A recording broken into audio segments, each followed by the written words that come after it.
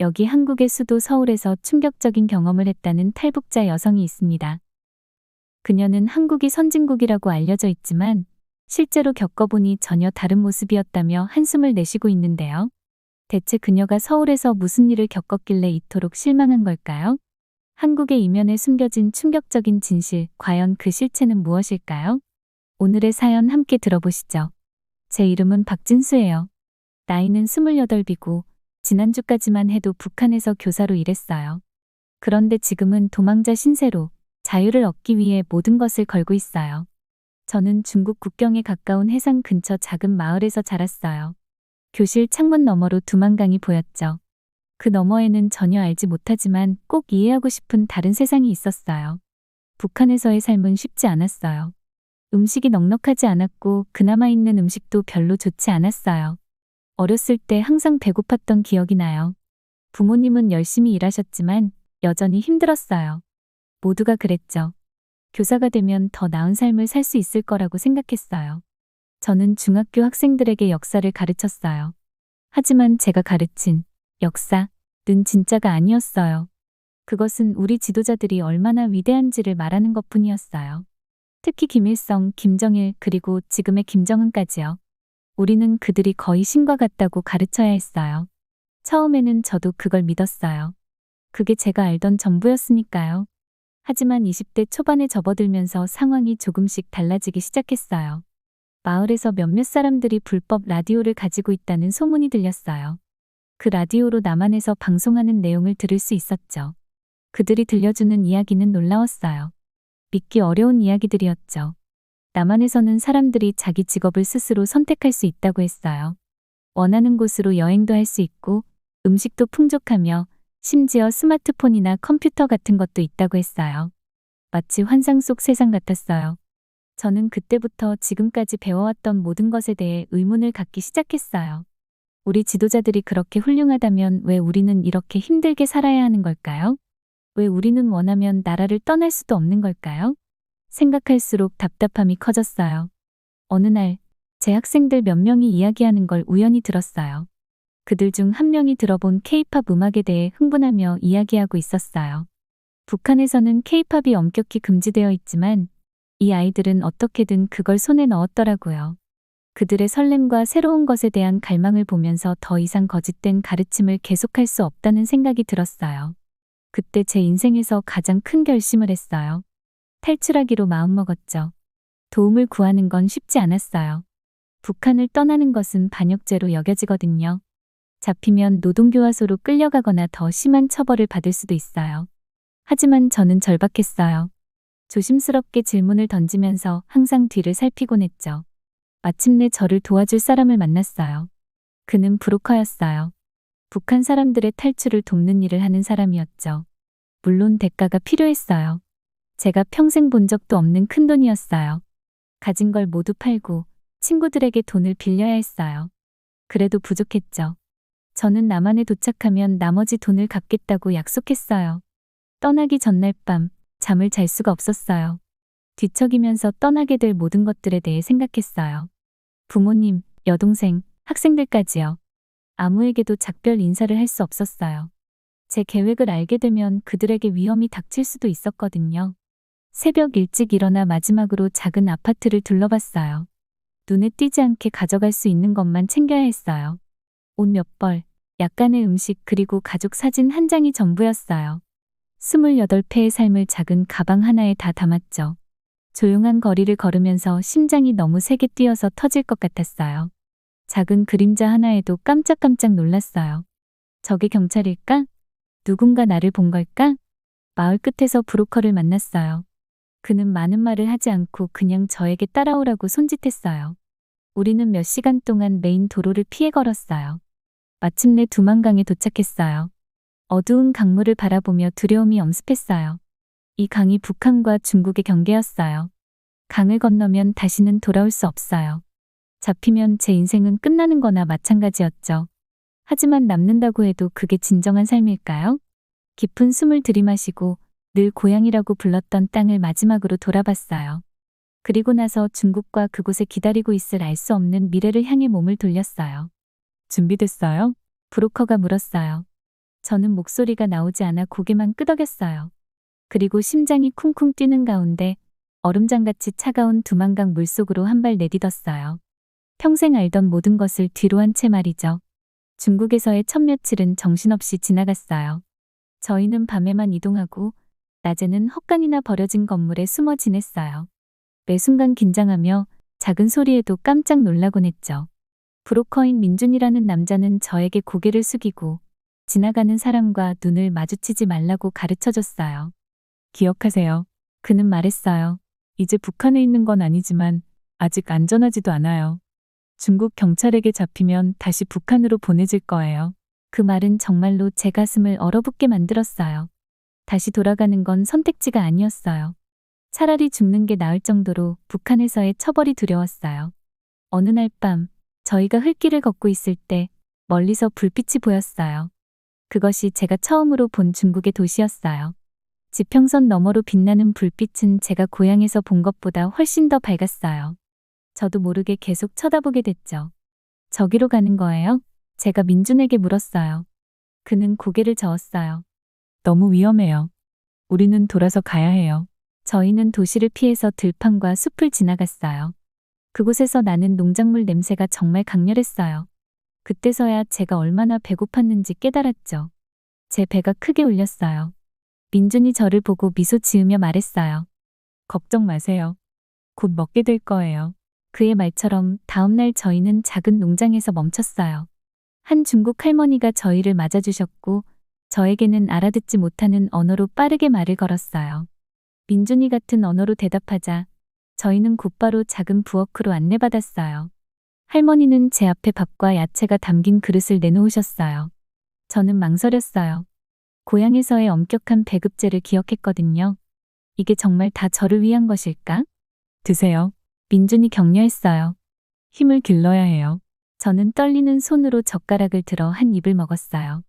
그 맛은 입안에서 폭발하듯 퍼졌어요. 몇 년 동안 그렇게 맛있는 걸 먹어본 적이 없었죠. 어느새 그릇을 다 비우고 말았어요. 할머니는 아무 말 없이 미소를 지으며 그릇을 다시 채워주셨어요. 그 친절한 행동에 눈물이 날 뻔했어요. 저희는 이틀 동안 그 농장에서 쉬면서 체력을 회복했어요. 저는 할머니를 도와서 정원에서 잡초를 뽑고 물을 줬어요. 그동안의 두려움과 숨어 지낸 날들 이후 이렇게 손으로 무언가를 하는 게 참 좋았어요. 셋째 날, 민준이 떠날 시간이라고 말했어요. 저희는 할머니에게 감사 인사를 하고 이번에는 그분의 아들이 운전하는 낡은 트럭에 몸을 실었어요.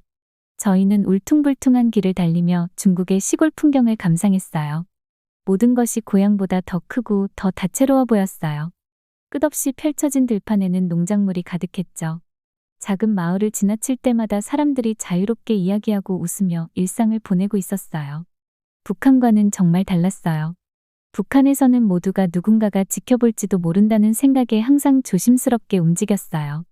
하지만 여기 사람들은 여유로워 보였어요. 심지어 행복해 보이기까지 했어요. 하지만 저는 마음을 놓을 수 없었어요. 경찰차나 검문소를 지날 때마다 가슴이 뛰었어요. 민준이 저에게 중국 신분증을 주었지만 그것이 철저한 조사를 견뎌낼 수 없다는 걸 알았거든요. 저희가 검문에 걸리면 금방 정체가 드러날 거예요. 하루 종일 차를 타고 저희는 더 큰 도시에 도착했어요. 트럭은 도시 외곽에서 저희를 내려줬고 민준은 저를 이끌고 구불구불한 골목을 지나 작은 아파트 건물로 데려갔어요. 며칠 여기 있을 거예요. 그가 말했어요. 여정의 다음 단계를 위해 준비를 해야 해요. 아파트는 작지만 깨끗했어요. 침대와 작은 부엌 그리고 기대하지도 않았던 수도가 있는 욕실이 있었죠. 저는 몇 시간이나 샤워를 하면서 그동안의 더러움과 두려움을 씻어냈어요.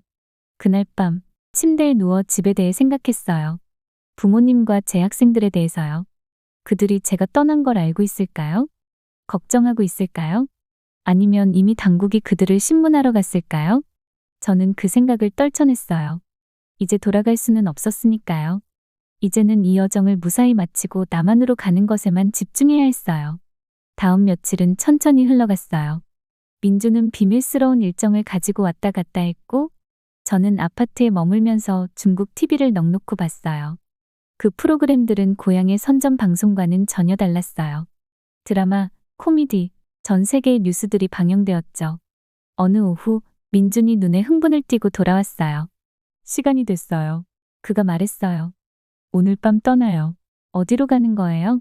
제가 물었어요. 그는 미소를 지으며 말했어요. 바다로 가요. 그리고 운이 좋다면 당신의 새 집으로요. 저는 얼마 안 되는 짐을 꾸리면서 두려움과 희망이 뒤섞인 마음을 느꼈어요. 지금까지의 여정도 힘들었지만 가장 위험한 순간이 아직 남아있다는 걸 알고 있었어요. 그래도 강을 건너온 이후 처음으로 남한에서의 미래를 상상해봤어요. 자유로울 수 있는 미래를요. 버스가 덜컹거리며 멈춰서자 잠에서 깨어났어요. 정신이 혼미한 상태로 눈을 깜빡거리며 운전사가 외치는 소리를 들었죠. 드디어 중국에서 몇 주간의 여행과 기다림 끝에 한국에 도착한 거였어요. 버스에서 내리자 심장이 빠르게 뛰기 시작했어요. 역은 거대했고 반짝이는 바닥과 밝은 조명으로 가득했어요. 사람들은 사방에서 빠르게 지나가고 있었고 그들의 발소리가 높은 천장에 울려 퍼졌어요. 군중 속에서 나는 너무 작고 길을 잃은 느낌이었어요. 젊은 여성이 다가와서 미소 지으며 물었어요. 박 씨 맞으시죠? 내가 고개를 끄덕이자 그녀가 계속 말했어요. 저는 정착지원센터에서 나온 민주라고 합니다. 한국에 오신 걸 환영해요. 민주가 분주한 역을 지나 나를 안내했어요. 모든 것을 이해하려고 노력했지만 너무 압도적이었어요. 벽에는 한 번도 본 적 없는 제품들이 광고로 가득했고 공기는 커피, 향수 그리고 뭐라 설명할 수 없는 향기가 섞여 있었어요. 이해하기 어려운 게 많으시죠? 민주가 친절하게 말했어요. 나는 그녀의 이해심에 감사하며 고개를 끄덕였어요. 우리는 세련된 차에 탔어요. 북한에서 익숙했던 녹슨 차량들과는 완전히 달랐어요. 서울을 지나가며 창문에 얼굴을 바짝 대고 하늘에 닿을 것 같은 높은 건물들을 경이롭게 바라봤어요. 저게 마철루예요. 민주가 설명했어요. 어떤 건물은 100층이 넘는 것도 있어요. 내 고향에서 가장 높은 건물은 겨우 5층이었기 때문에 상상할 수도 없었어요. 거리는 온갖 색깔의 차들로 가득했고 인도에는 사람들이 넘쳐났어요. 모두가 바쁜 듯 보였고 많은 사람들이 귀에 전화를 대거나 손에 작은 화면을 들여다보고 있었어요. 저게 다 전화기인가요? 내가 무리를 가리키며 물었어요. 그들은 기기에 몰두한 채 빠르게 손가락을 움직이고 있었어요. 민주가 고개를 끄덕였어요. 스마트폰이에요. 휴대할 수 있는 작은 컴퓨터 같은 거예요. 정착 지원 패키지로 당신도 하나 받게 될 거예요. 그런 기술을 손끝에서 사용할 수 있다는 상상이 안 될 정도였어요. 우리는 하나원 정착 지원센터에 도착했어요.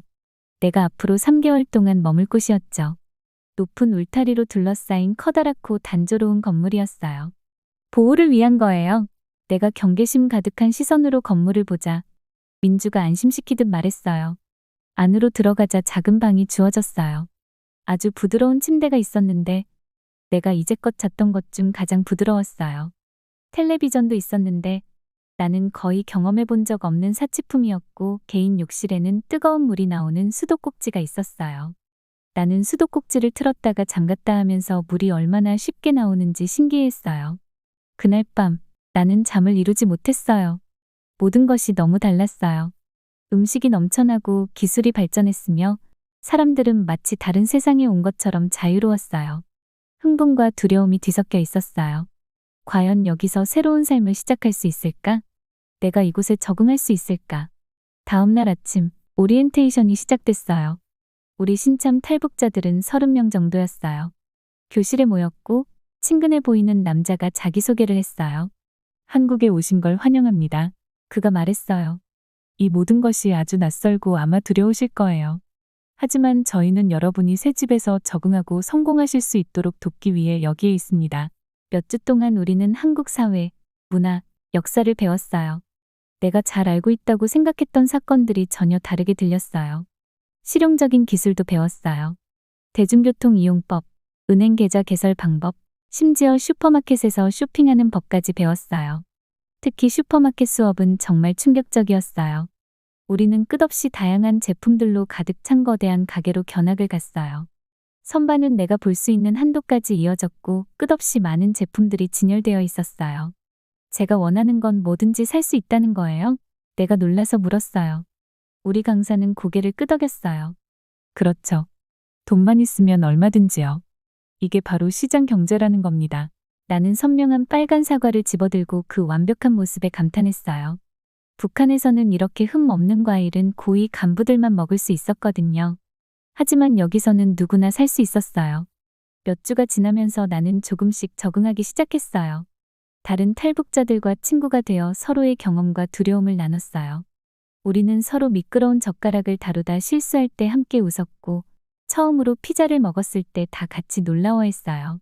하지만 모든 것이 쉬운 건 아니었어요. 많은 밤에 나는 가족이 그리워 잠 못 이루며 그들이 안전한지, 먹을 것이 충분한지 걱정했어요. 가족을 두고 온 죄책감이 나를 괴롭혔어요. 그리고 모든 수업과 준비에도 불구하고 나는 여전히 이 새로운 세계에서 길을 잃은 느낌이었어요. 어느 날, 새 스마트폰을 연습하다가 실수로 뉴스 앱을 열었어요. 화면이 김정은의 이미지로 가득 찼고 나는 본능적으로 움찔하며 주위를 둘러봤어요. 아무도 보지 않았다는 것을 깨닫고 나서야 생각났어요. 여기서는 내가 무엇을 읽든 아무도 나를 벌하지 않는다는 것을요. 천천히 망설이며 나는 읽기 시작했어요. 내가 경외심을 품도록 교육받은 지도자가 이렇게 공개적으로 비판받는 것이 이상했어요. 마음속에 여전히 보복에 대한 두려움이 있었지만 동시에 자유로움의 전율이 느껴졌어요. 하나원에서의 시간이 끝나갈 때쯤 나는 흥분과 공포가 뒤섞인 감정을 느꼈어요. 곧 이 새로운 세계에서 혼자가 될 거예요. 과연 내가 잘 해낼 수 있을까?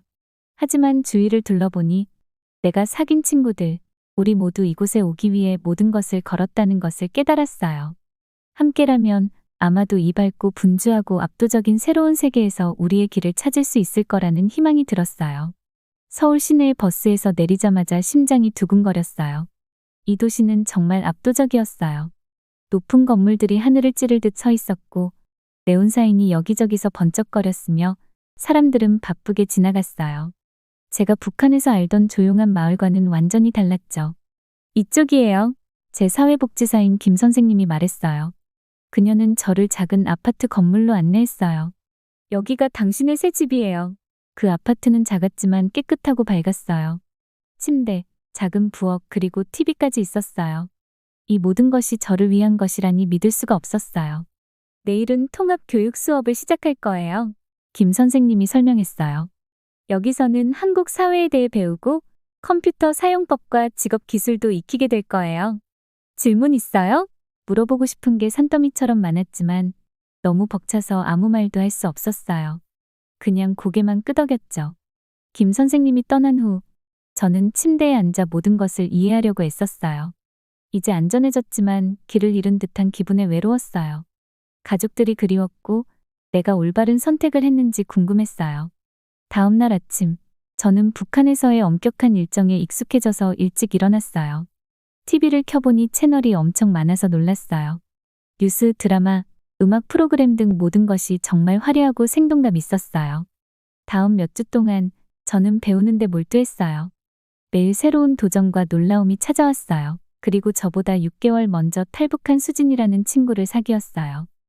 어느 날 수업에서 우리는 나만의 대중문화에 대해 이야기하고 있었어요. 내가 좋아하는 K-팝 그룹은 뭐야? 누군가 저에게 물었어요. 저는 멍하니 바라봤어요. 남한에 오기 전까지는 K-팝을 들어본 적이 없었거든요. 모두가 웃었지만 악의는 없었어요. 그래도 저는 너무 어색했어요. 수진이는 제 불편함을 눈치챘어요. 수업 후에 그녀는 저를 자기 아파트로 초대해 음악을 들어보자고 했어요. 우리는 몇 시간 동안 다양한 아티스트와 스타일을 탐험했어요. 그 음악의 다양성과 에너지가 놀라웠어요. 이제는 이런 걸 좋아해도 괜찮아? 수진이가 말했어요. 죄책감 느낄 필요 없어. 저는 그녀의 말뜻을 이해하며 고개를 끄덕였어요. 북한에서는 나만의 문화가 타락하고 해롭다고 배웠거든요. 하지만 이제 저는 자유롭게 그것을 즐길 수 있었어요. 몇 주가 지나면서 저는 점차 새로운 삶에 익숙해지기 시작했어요. 서울의 번잡한 거리에서 길을 찾는 법을 배우고 복잡한 지하철 시스템을 이용하는 법을 익히고 심지어 나만의 김치 맛에도 익숙해졌어요. 북한의 김치와는 아주 달랐지만요. 어느 날 밤 저는 아파트에서 울음을 터뜨렸어요. 외로움과 새로운 세상에 적응하는 스트레스가 저를 짓눌렀거든요. 누구에게도 말할 수 없어 수진이에게 전화를 걸었어요. 수진이는 바로 달려왔어요. 괜찮아. 그녀가 저를 안으며 말했어요. 우리 모두 이런 일을 겪었어. 점점 나아질 거야. 진짜로. 우리는 늦게까지 깨어서 북한에서의 삶과 가족들 그리고 미래에 대한 희망을 이야기했어요. 서울에 온 후 처음으로 진심으로 이해받는다는 느낌이 들었어요. 다음 날 아침, 저는 더 강해진 기분으로 일어났어요. 창밖으로 번잡한 도시를 내려다봤어요. 서울은 여전히 낯설고 때로는 두렵지만 기회로 가득 찬 곳이기도 했어요. 저는 새로운 삶을 잘 만들어가리라 결심했어요. 첫 번째 목표는 식료품점을 찾는 것이었어요. 북한에서는 대형 슈퍼마켓이 없었어요. 작은 가게나 야외 시장에서 음식을 사곤 했죠. 그런데 서울에서는 식료품이 가득한 큰 가게들이 있다는 이야기를 들었어요. 길을 따라 걷기 시작했어요. 식료품점으로 보이는 것을 찾아 몇 블록을 걷다 보니 롯데마트라는 큰 간판이 눈에 들어왔어요. 여기가 맞겠지. 깊게 숨을 들이쉬고 가게 안으로 들어갔어요. 와우! 한 곳에 이렇게 많은 음식이 있는 건 처음 봤어요. 제가 본 적도 없는 과일과 채소들이 있었어요. 시리얼 종류만 해도 한 줄이 가득 차 있었죠. 그리고 과자 코너는 제 아파트보다 더 큰 것 같았어요. 카트를 집어들고 통로를 돌아다니기 시작했어요. 마치 사탕 가게에 온 아이처럼 모든 것이 다 좋아 보였고 다 맛보고 싶었어요. 하지만 돈을 아껴야 한다는 것을 알고 있었죠. 그래서 쌀, 채소 그리고 몇 가지 기본적인 것들만 골랐어요. 그 후에는 쿠키와 콜라 한 병을 사서 자신에게 작은 사치를 부렸어요. 북한에서는 거의 맛볼 수 없었던 것들이었거든요. 계산대에서 돈을 지불하려는데 아직 익숙하지 않은 지폐와 동전 때문에 서툴렀어요. 계산원은 참을성 있게 기다려주었지만 저는 부끄러웠어요. 돈 사용하는 연습을 더 해야겠다고 생각했죠. 아파트로 돌아와서 장 본 것들을 정리하고 주위를 둘러보았어요. 집이 너무 비어 보였어요. 북한에서는 온 가족이 2개의 작은 방에서 살았는데 이 아파트는 남한 기준으로는 작을지 몰라도 저에게는 너무 커 보였어요. 그리고 너무 조용했어요. 늘 가족들과 함께 지냈었는데 이제는 저 혼자뿐이었으니까요. 동네를 좀 더 둘러보기로 했어요. 걸으면서 사람들이 얼마나 잘 차려입었는지 눈에 띄었어요. 제 옷은 새로 입은 거였지만 다른 사람들 옆에 선이 초라해 보였어요. 남들에게 잘 섞이려면 조만간 새 옷을 좀 사야겠다고 생각했어요. 갑자기 휴대전화가 진동했어요. 아직 스마트폰이 익숙하지 않아 깜짝 놀랐어요. 수진에게서 온 메시지였어요. 근처에 사는 다른 북한 사람들과 함께 저녁을 먹자고 초대했어요. 안도의 물결이 밀려왔어요. 제가 겪고 있는 일을 이해해줄 사람들이 곁에 있다는 것이 좋았어요. 기꺼이 가겠다고 답장을 보냈어요. 그날 저녁, 수진이가 보내준 주소로 찾아갔어요. 북한 음식을 전문으로 하는 작은 식당이었어요. 들어서자마자 익숙한 음식 냄새가 저를 집에 온 것처럼 느끼게 해줬어요. 수지는 몇몇 사람들이 앉아있는 테이블로 저를 손짓해 불렀어요. 여러분, 이분이 진수 씨예요. 오늘 이 동네로 막 이사 왔어요. 라고 소개했어요. 모두가 따뜻하게 인사해줬어요. 저희는 음식을 먹으며 북한을 탈출한 이야기와 남한에서의 적응 과정을 서로 나눴어요. 이렇게 솔직하게 이야기할 수 있다는 것이 너무 좋았어요. 그중 한 명인 성호 씨는 이미 서울에서 5년을 살았다고 했어요. 점점 나아져요. 라고 그는 말했어요. 첫 해가 가장 힘들죠. 모든 것이 너무 다르거든요. 하지만 익숙해질 거예요. 어떻게 그렇게 할 수 있었어요? 제가 물었어요. 어떻게 남한 사회에 적응할 수 있었죠? 성호 씨는 미소를 지었어요. 천천히요. 실수도 많이 했어요. 하지만 다른 탈북자들이나 남한 사람들에게 도움을 받았죠.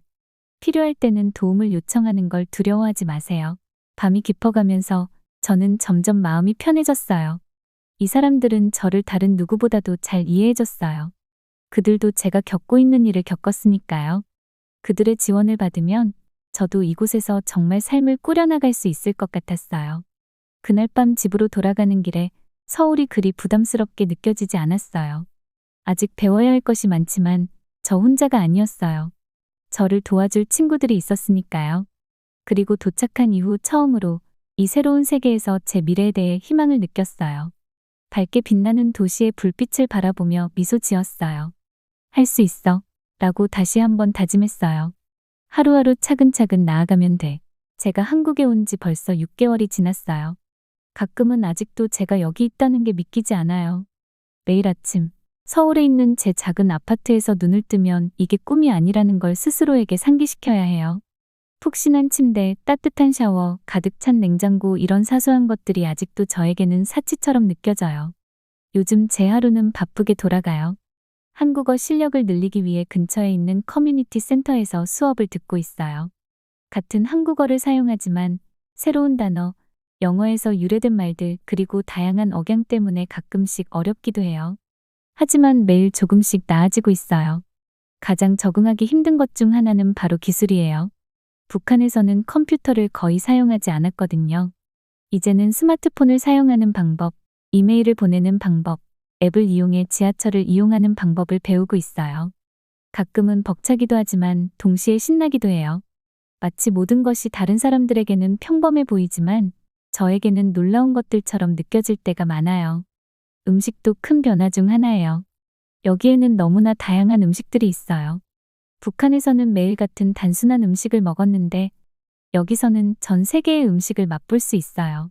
저는 한국 바비큐를 좋아하지만 피자, 햄버거, 심지어 스시도 먹어봤어요. 지금까지 가장 마음에 드는 것은 커피예요. 북한에는 카페가 별로 없었지만 여기는 어디에나 있어요. 저는 카페에 앉아서 라떼를 마시며 바쁜 거리의 풍경을 바라보는 걸 좋아해요. 친구를 사귀는 건 쉽지 않았어요. 처음에는 제가 북한에서 왔다는 사실을 말하기가 무서웠어요. 사람들이 저를 판단하거나 다르게 대할까봐 걱정했거든요. 하지만 수업과 탈북자 지원 그룹을 통해 몇몇 친절한 사람들을 만났어요. 그들은 제가 한국 문화를 이해하고 적응하는 데 많은 도움을 줬어요. 일하는 것도 도전이에요. 북한에서의 제 교사 경력은 여기서 별 의미가 없어요. 교육 시스템이 완전히 다르거든요. 지금은 편의점에서 파트타임으로 일하고 있어요. 제가 상상했던 일은 아니지만 이 일에 감사하고 있어요. 한국어를 연습하고 한국 사람들과 소통하는 법을 배우는 데 도움이 돼요. 게다가 돈도 모으고 있어요. 언젠가 다시 가르치는 일을 하고 싶지만 그때까지는 시간이 걸릴 거예요. 새로운 삶에서 가장 힘든 부분은 가족이 그리운 거예요. 제가 떠난 후로 그들과 연락할 수 없었어요. 매일 그들이 안전한지, 먹을 것이 충분한지, 제가 한국에 도착한 걸 알고 있는지 걱정해요. 가끔은 그들을 두고 떠나온 죄책감이 너무 커서 감당하기 힘들 때도 있어요. 그럴 때면 제가 왜 이 길을 선택했는지 스스로에게 상기시켜요. 언젠가 우리가 다시 만나서 그들도 이 자유를 누릴 수 있기를 바라고 있어요. 어려움에도 불구하고 저는 지금이 제 인생에서 가장 행복한 순간인 것 같아요. 두려움 없이 거리를 걸을 수 있다는 느낌이 너무 좋아요. 제가 하고 싶은 일을 선택할 수 있고, 입고 싶은 옷을 선택할 수 있고, 먹고 싶은 음식을 선택할 수 있는 자유가 너무 소중해요. 매일 새로운 것들을 배우는 게 좋아요. 지난 주말에는 한강공원에 다녀왔어요. 날씨가 화창해서 많은 사람들이 소풍을 즐기고 자전거를 타고 게임을 하면서 즐기고 있었어요. 저는 잔디밭에 앉아서 강을 지나가는 배들을 보며 전에 느껴본 적 없는 평화를 느꼈어요. 두만강 변에 서서 불안과 두려움 속에서 서성거리던 제가 이제는 서울의 중심에서 희망으로 가득 찬 채 앉아 있다는 게 믿기지 않았어요. 제 여정은 아직 끝나지 않았어요. 배워야 할 것도 많고 극복해야 할 어려움도 많아요. 하지만 처음으로 저는 자유를 느껴요. 자유롭게 선택할 수 있는 자유, 내 생각을 표현할 수 있는 자유, 더 나은 미래를 꿈꿀 수 있는 자유. 그리고 이 자유는 제가 겪은 모든 어려움을 가치 있게 만들어요. 그날 공원에서 집으로 걸어오면서 길거리 상인에게 아이스크림을 하나 샀어요. 별거 아닌 일이었지만 달콤하고 차가운 아이스크림을 즐기면서 저 혼자 미소를 지었어요. 이게 제가 모든 것을 걸고 얻고자 했던 삶이에요. 어려움이 많았지만 저는 올바른 선택을 했다는 걸 알아요. 여기가 이제 제 집이에요.